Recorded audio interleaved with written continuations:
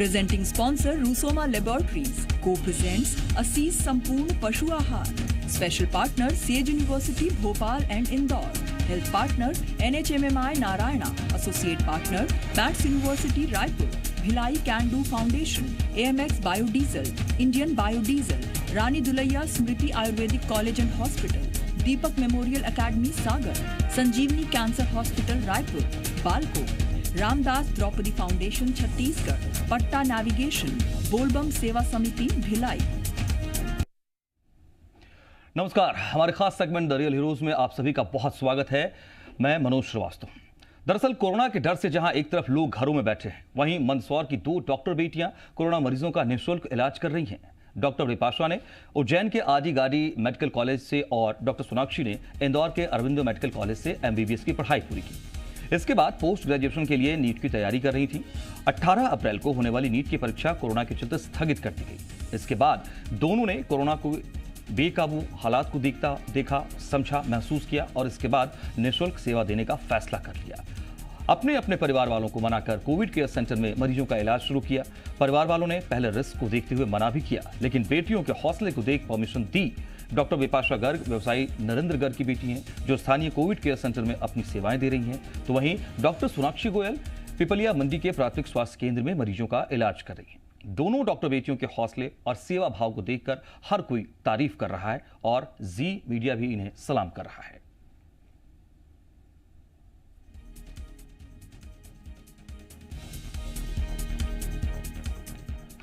The real heroes के असल मायने ऐसे ही लोग हैं जो तमाम अपनी परिस्थितियों को पीछे छोड़ करके ताज़ा जो वर्तमान की परिस्थितियां हैं, कोविड को लेकर के जो अलग अलग परेशानियां हैं, चुनौतियां हैं, उसका सामना कर रही हैं और समाज में अपना योगदान दे रही है. और इस वक्त हमारे साथ डॉक्टर विपाशा गर्ग हैं और उनके पास हम चलते हैं और उनके अनुभव जानेंगे और कैसे उनके एक्सपीरियंस से समाज में बड़ा बदलाव आ सकता है इस कोविड काल में, कठिन चुनौतियों के समय में, ये हम बताने की कोशिश करेंगे. डॉक्टर विपाशा, बहुत बहुत स्वागत है आपका जी मध्य प्रदेश छत्तीसगढ़ पर.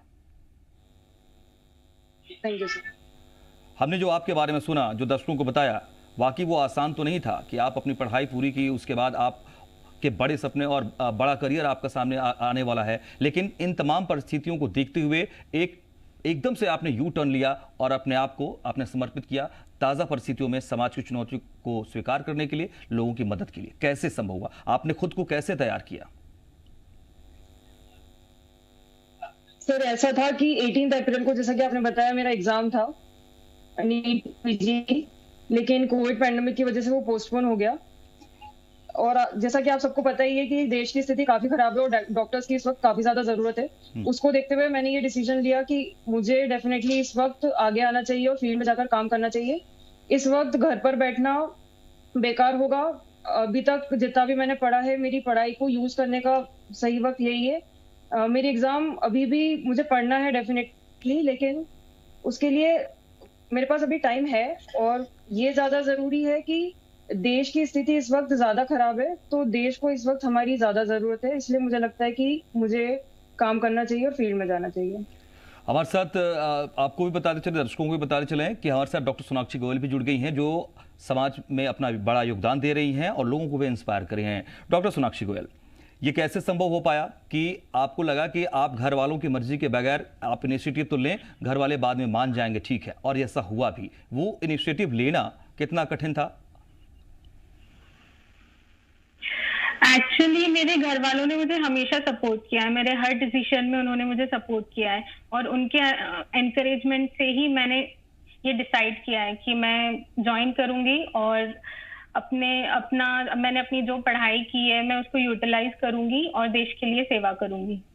ठीक है, घर वालों का कैसा सपोर्ट आप लोगों को मिल पाता है, ये भी एक बड़ा मैसेज जाएगा, क्योंकि बहुत सारे ऐसे लोग हैं जो घर में हैं, कुछ करना चाहते हैं, लेकिन घर वाले रोक देते हैं.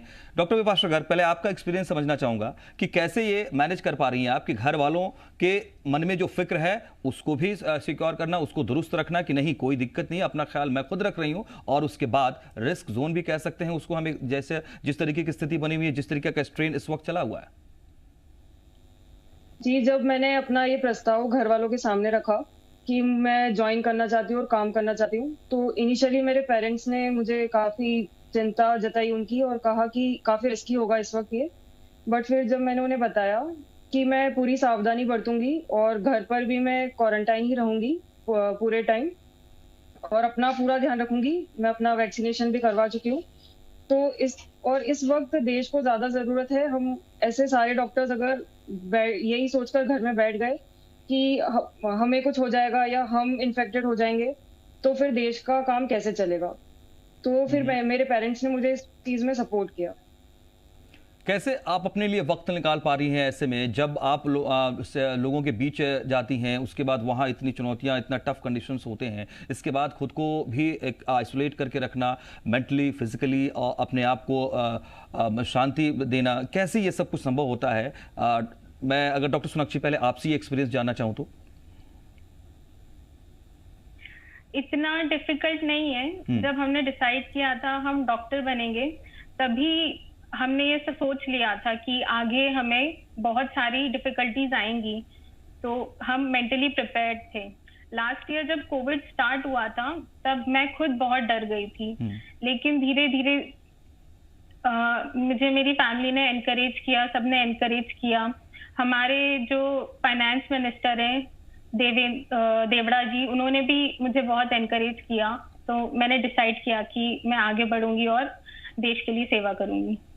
ठीक है, घर वालों का सपोर्ट आपको मिल रहा है, लेकिन आप जब जाते हैं मरीजों के बीच में तो अलग अलग स्थितियां आती है वहां पर। विपाशा गर्ग जी, मुझे लगता है ऐसी स्थिति होती होगी कि कोई कहता होगा कि हमारे बच्चे की पहले मदद करिए, कोई कहता होगा हमारे परिजन का पहले आप इलाज कर दीजिए। ये एक अलग स्थिति वहां ग्राउंड पर जाकर के है।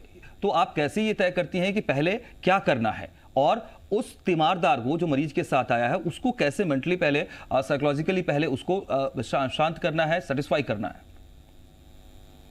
देखिए, हम लोग ट्रायज बेसिस पर काम करते हैं। जिस पेशेंट को सबसे ज्यादा रिक्वायरमेंट होती है, सबसे पहले उसी की मेडिकेशन दिया जाता है, उसी को ऑक्सीजन लगाई जाती है। हम लोग मॉनिटर करते हैं SpO2 पेशेंट का क्या आ रहा है, उसी के हिसाब से डिसीजन लिया जाता है तुरंत। और पेशेंट के जो अटेंडर है उनको भी समझाया जाता है कि आप लोग पैनिक मत कीजिए, हम लोग देख रहे हैं। और जैसा कि आपको पता है, कोविड वार्ड्स में अटेंडर्स को अलाउ नहीं किया जा सकता है, क्योंकि वो काफी इन्फेक्टेड एरिया होता है। तो उन्हें हमें बाहर कर समझाना होता है कि आप लोग प्लीज पैनिक मत कीजिए, हम लोग यहाँ पर सेवा कर रहे हैं, देख रहे हैं। फिर हम लोग जाकर पेशेंट को देखते हैं। जी डॉक्टर सोनाक्षी, बात एक आ रही है, आप लोग जो अपना योगदान दे रही हैं मेडिकल टर्म में दे रही हैं, उस हिसाब से आप दे रही हैं, लेकिन वहाँ लोगों की अपनी अलग अलग समस्याएं भी होती होंगी कि आखिर साथ में जो तीमारदार है वो कहाँ रहेगा, आखिर मरीज को अंदर में व्यवस्था सही मिल रही है कि नहीं मिल रही है, उसको मानसिक तौर पर संतुष्ट करना, ये तमाम परिस्थितियाँ आती हैं। क्या आपको लगता है कि जो व्यवस्थाएं हैं अभी आपके जहां जहां आप हैं वहां दुरुस्त हैं? डॉक्टर सोनाक्षी, क्या आपको लगता है कि अभी कुछ और ज़रूरत है जिसको कि सामने रखना चाहिए, और प्रशासनिक व्यवस्था के तौर पर या स्वास्थ्य व्यवस्थाओं के तौर पर आपको उसकी आपूर्ति वहां पर पहले कर दी जाए तो ज़्यादा होगा, अच्छा होगा? अभी तो यहाँ पर सारी फैसिलिटीज है, यहाँ पर ऑक्सीजन भी है और SpO2 भी मॉनिटर किया जा रहा है, और जो पेशेंट को चाहिए अभी तो सारी फैसिलिटीज हैं यहाँ पर। जी डॉक्टर विपाशा, क्या आपको लगता है कि जिस तरीके से आप योगदान देने के लिए, घर वालों की मर्जी थोड़ी सी नहीं थी लेकिन आप आगे आए, इस तरह का प्रयास और लोगों को करना चाहिए, और ये सेटिस्फाई करना चाहिए कि आप अगर कुछ ईमानदार कोशिश करना चाहते हैं तो उसमें सबका समर्थन होना चाहिए? जी, मुझे बिल्कुल ऐसा लगता है कि मेरे जितने भी फ्रेंड्स हैं जिन्होंने अपनी MBBS की डिग्री कंप्लीट कर ली है, और हम लोग बहुत सारे लोग हैं जो घर पर बैठकर अपना नीट PG के लिए प्रिपेयर कर रहे हैं, तो मैं उन सबसे एक अपील करना चाहती हूँ कि एग्जाम की प्रिपरेशन डेफिनेटली हम सबको करना है, बट प्लीज इस वक्त आगे आओ, अपनी कंट्री को अपनी बहुत ज्यादा जरूरत है, and it's really time to serve. Please please please. जी डॉक्टर सोनाक्षी, कैसे आपका रूटीन क्या होता है जिसमें ये दर्शकों को भी पता चल पाए, और वो लोग जो खुद कुछ करना चाह रहे हैं लेकिन अलग अलग मानसिक स्थिति में है कि पता नहीं क्या हो ना जाए, कहीं कुछ चाहता तो हूँ कुछ करना, पता नहीं क्या रूटीन आप मेंटेन करती हैं जिस वजह से आप घर वालों को भी सुरक्षित कर रही हैं, और सबसे बड़ी बात कि खुद को सुरक्षित रख पा रही हैं, तभी आप सेवा कर पा रही हैं? मैं अभी तो OPD देख रही हूँ। पहले मैंने सोचा था मैं कोविड के लिए करूंगी, लेकिन मैं अभी OPD में बैठ रही हूँ। तो मुझे इतना ज्यादा प्रॉब्लम नहीं है, मैं अपनी पूरी सेफ्टी का ध्यान रखती हूँ, पेशेंट्स भी मुझसे दूर रहते हैं और मैं घर पे भी अपने पेरेंट्स से दूर रहती हूँ, अपने रूम में रहती हूँ, खुद को आइसोलेट करके रखती हूँ। मतलब आप ये कह रही हैं कि आप अपने आप जो कोविड गाइडलाइंस हैं उसका अगर आप सही से पालन करें तो आप सुरक्षित रहेंगे, और आप अगर कुछ इनिशिएटिव लेना चाहते हैं समाज के लिए तो आप ले सकते हैं। डॉक्टर सोनाक्षी, मेंटली पहले टफनेस जरूरी है। हाँ, सबसे पहले मेंटली स्ट्रांग होना होगा, तभी हम ये डिसाइड कर पाएंगे। अगर मेंटली हम नहीं डिसाइड कर सकते कि हमें क्या करना चाहिए तो फिर फिजिकली भी डिफिकल्ट होगा।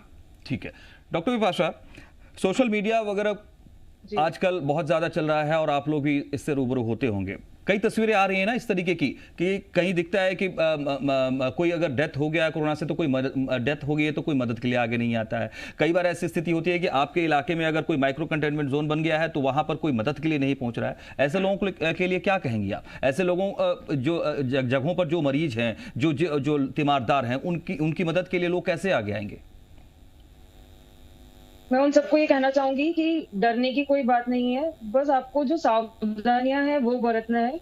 आप आपके हाथ बार बार धोइए, मास्क लगाइए, सोशल डिस्टेंसिंग का ध्यान रखिए, इन सब चीजों का ध्यान रखिए और जिन लोगों को जरूरत है उनकी डेफिनेटली मदद कीजिए, क्योंकि ये मदद करने का समय है। जो इंसान जिस रूप में जिस इंसान की मदद कर सकता है उसको इस वक्त आगे आना चाहिए और करना चाहिए।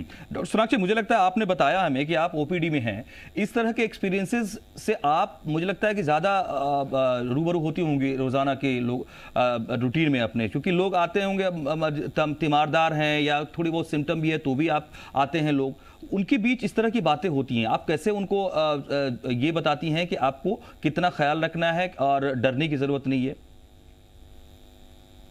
जी, पेशेंट्स आते हैं, सबसे पहले सबसे ज्यादा तो वही खांसी, सर्दी, बुखार, यही सब सिम्टम्स लेके आते हैं। तो सबसे पहले मैं वही RT-PCR सजेस्ट करती हूँ और मैं उनको कहती हूँ कि आप अपना ख्याल रखें, फैमिली से दूर रहें और मास्क लगा के रखें, सोशल डिस्टेंसिंग मेंटेन करें, तो ही ये बेटर होगा कि सबके लिए, ताकि आप खुद इन्फेक्टेड हैं, आप दूसरों को इन्फेक्ट ना करें। आप अपनी सेफ्टी का भी ख्याल रखें और दूसरों की सेफ्टी का भी ख्याल रखें। ठीक है डॉक्टर विपाशा, क्या आप जो ये कर रही हैं, आपको बेशक थोड़ी डर की स्थिति होती है लेकिन उसको आपने पीछे छोड़ा, क्या आपको मानसिक संतुष्टि होती है कि आप जो कर रही हैं वो सिर्फ आपके व्यक्तिगत सेटिस्फैक्शन के लिए नहीं है, बल्कि इसका एक बड़ा असर जो है समाज पर जा रहा है और इससे कई लोग और प्रभावित हो सकते हैं, कई जिंदगियां बच सकती हैं? जी देखिए, एक डॉक्टर के लिए सबसे ज्यादा इम्पोर्टेंट होता है उसका पेशेंट और उसका सही समय पर ट्रीटमेंट होना, ठीक होना। और हमारे लिए सबसे बड़ी खुशी होती है जब एक पेशेंट डिस्चार्ज होकर सही होकर अपने घर जाता है। तो बस वही खुशी हम लोगों का मोटिवेशन है, वही हमें आगे बढ़ने की प्रेरणा देती है और सपोर्ट करती है। डॉक्टर सोनाक्षी, क्या ऐसा एक्सपीरियंस आपके साथ भी कि आपने जो दवाएं बताई, जो आपने प्रोसेस बताया किसी सिम्टम वाले मरीज को, या अगर वो ठीक हो जाता है उसके बाद वो शुक्रिया कहता है, वो एक्सपीरियंस आपका कैसा है? कैसा आपको महसूस होता है तब? जब हमने डिसाइड किया था हम डॉक्टर बनेंगे, तब से लेकर आज तक, जब से मैंने ओपीडी में बैठना स्टार्ट किया, इतना ज्यादा सेटिस्फेक्शन मुझे कभी फील नहीं हुआ। जब पेशेंट को हम ट्रीट करते हैं, जब पेशेंट खुश होके थैंक यू बोल के जाता है, तो वो फीलिंग ही कुछ और होती है। एक थैंक यू हजार मतलब मदद के बराबर हो जाता है, उससे कहीं बड़ी चीज होती है। घर से आप लोगों को किस तरीके का सपोर्ट मिलता है जब आप एक बार, आपने बताया कि दूर रहते हैं लेकिन आपकी खैर खबर लेते रहते होंगे, या आप जब घर से रूटीन से के लिए निकलते हैं अपने काम के लिए, तो क्या बातें होती हैं? उनकी फिक्र को आप कैसे दूर करते हैं? ये भी मैं दोनों से ये एक्सपीरियंस जानना चाहूंगा। डॉक्टर सोनाली, आप बताएं पहले। सोनाक्षी जी। मैं घर से निकलती हूँ, सुबह ब्रेकफास्ट करके निकलती हूँ और मास्क लगा के अच्छे से पूरा पैक होके, सैनिटाइजर, हैंड वॉश, सबका ध्यान रख के, आइसोलेट होके फिर घर से निकलती हूँ। फिर 9 to 4 मेरा ओपीडी रहता है, तो मैं वहीं पेशेंट्स देखती हूँ। फिर घर आती हूँ, फिर मैं बाथ लेती हूँ, फिर मैं फैमिली से दूर रहती हूँ, अपने रूम में ही रहती हूँ। डॉक्टर विपाशा गर्ग, आप कैसे जब बीच बीच में फोन अगर आए कि कैसे हो आप, ठीक हो, कैसे ये सब कुछ मैनेज करती हैं, कैसे फिक्र दूर करते हैं और कैसे अपने आप को भी डटे हुए रख पाते हैं मरीजों के बीच? सर हम लोग सबसे पहले तो वही प्रिकॉशंस का ध्यान रखते हैं, ग्लव्स, मास्क, सैनिटाइजर, ये सारी चीजें हमेशा साथ में होती है और इनका यूज प्रॉपर किया जाता है। और घर वालों को डेफिनेटली काफी फिक्र रहती है, चिंता रहती है, तो उन्हें मैं हर बार बोलती हूँ कि मैं बिल्कुल ठीक हूँ, आप लोग चिंता मत कीजिए। और वहां पर जब भी वार्ड के अंदर जाना होता है हम लोग पीपीई किट पहनते हैं और फिर जाते हैं। और फिर घर पे आने के बाद भी पहले बात लिया जाता है, फिर ही उसके बाद खाना होता है और फिर मैं पूरा दिन आइसोलेट ही रहती हूँ। और घर वालों से कोई भी कांटेक्ट होता है तो वो फोन पर हो जाता है। डॉक्टर विपाशा गर्ग, डॉक्टर सोनाक्षी गोयल, आप वाकई द रियल हीरोज हैं जो तमाम परिस्थितियों और इन तमाम कोविड काल के बीच आपसे जो संभव है वो योगदान आप दे रही हैं और घर वालों का भी आखिरकार आपको सपोर्ट, सहयोग उतना ही मिला है और आगे भी मिल रहा है। ये बड़ी बात है। बहुत शुक्रिया आपका और आप लोगों के योगदान के लिए आपको सलाम भी करता है जी मीडिया। बहुत शुक्रिया आप दोनों का। Thank you sir. Thank you so much. फिलहाल छोटा सा ब्रेक, लेकिन सिलसिला खबरों का जारी है, आप बने रहिए हमारे साथ।